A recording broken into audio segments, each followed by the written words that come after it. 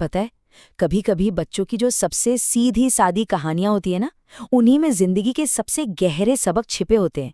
तो चलिए, आज एक ऐसी ही कहानी को जरा खोल कर देखते हैं और समझते हैं कि कैसे ये छोटी सी कथा हमें समुदाय, लालच और साथ मिलकर काम करने के बारे में कितना कुछ सिखा सकती है।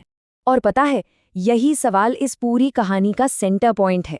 हम देखेंगे कि कैसे ये छोटा सा तालाब सिर्फ पानी का गड्ढा नहीं, बल्कि एक पूरे समाज का आईना बन जाता है। ये हमें दिखाता है कि मुश्किल वक्त में हमारा असली चेहरा कैसा होता है।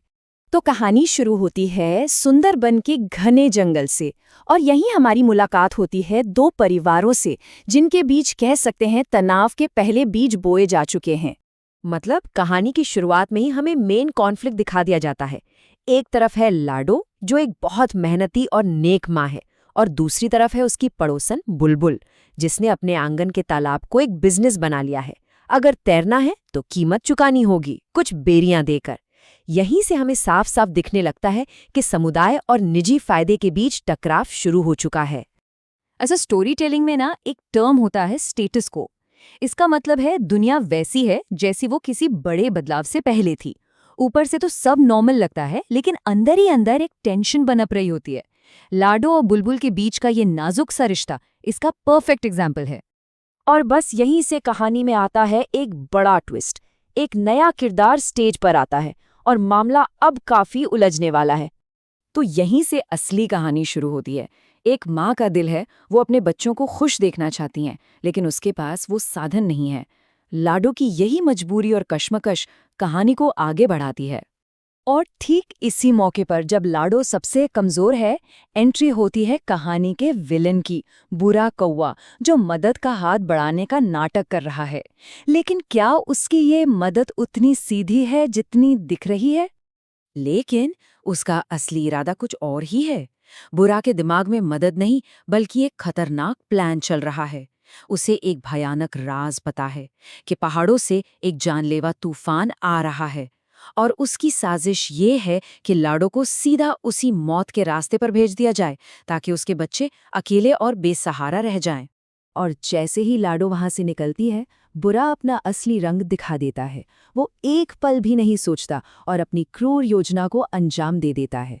मासूम बच्चों को बस किस्मत के भरोसे छोड़ दिया जाता है। तो अब आता है कहानी का क्लाइमैक्स, तूफान। और ये सिर्फ मौसम का तूफान नहीं है, ये है हिसाब का वक्त। हर किरदार को अब अपने किए का नतीजा भुगतना पड़ेगा। तो क्लाइमैक्स की शुरुआत होती है प्रकृति के कहर से। तेज हवाएं, मूसलाधार बारिश, पूरा जंगल जैसे हिल गया है। अब किसी के लिए भी छिपने की कोई जगह नहीं बची है।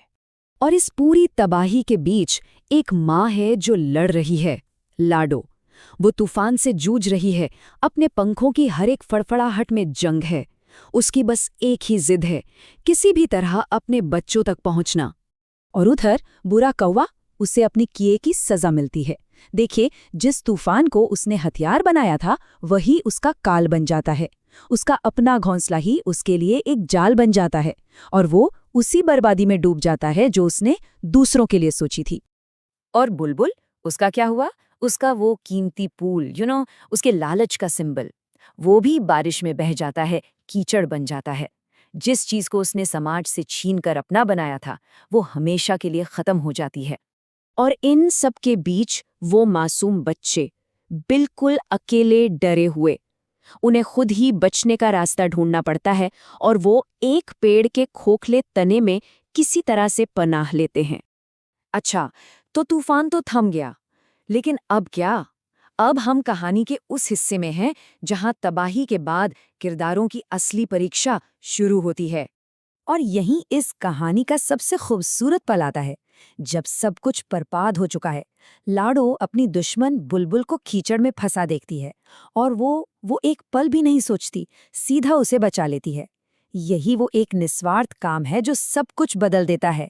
ये दिखाता है कि दयालुता सबसे गहरी दुश्मनी को भी मिटा सकती है। तो बस यहीं से हम कहानी के आखिरी पड़ाव पर पहुंचते हैं। इस तबाही की राख से एक नया समाज जन्म लेता है, जो इस त्रासदी से सीखे गए सबकों पर बना है। तो देखिए, कहानी का हिसाब किताब कितना सीधा है। हर किरदार को उसके कर्मों के हिसाब से ही फल मिला। जिसने नफरत की उसका अंत विनाश में हुआ, जिसने लालच किया उसे नुकसान उठाना पड़ा, और जिसने दया दिखाई उसने न सिर्फ खुद को बचाया बल्कि दूसरों को भी बचाया। कर्म का सीधा साधा हिसाब। और आखिर में कहानी एक बहुत ही उम्मीद भरी तस्वीर पर खत्म होती है। अब वो प्राइवेट पूल नहीं है, उसकी जगह पूरे समाज ने मिलकर एक नया पूल बनाया है जो सबके लिए है, बिना किसी कीमत के। मतलब स्वार्थ की जगह अब सहयोग ने ले ली है। तो देखा, एक छोटी सी कहानी लेकिन अपने पीछे एक बहुत बड़ा सवाल छोड़ जाती है। एक ऐसा सवाल जो सिर्फ उस जंगल के लिए नहीं, हम सबके लिए है, और हमें सोचने पर मजबूर करता है कि हम एक दूसरे के साथ मिलकर कैसे रहते हैं।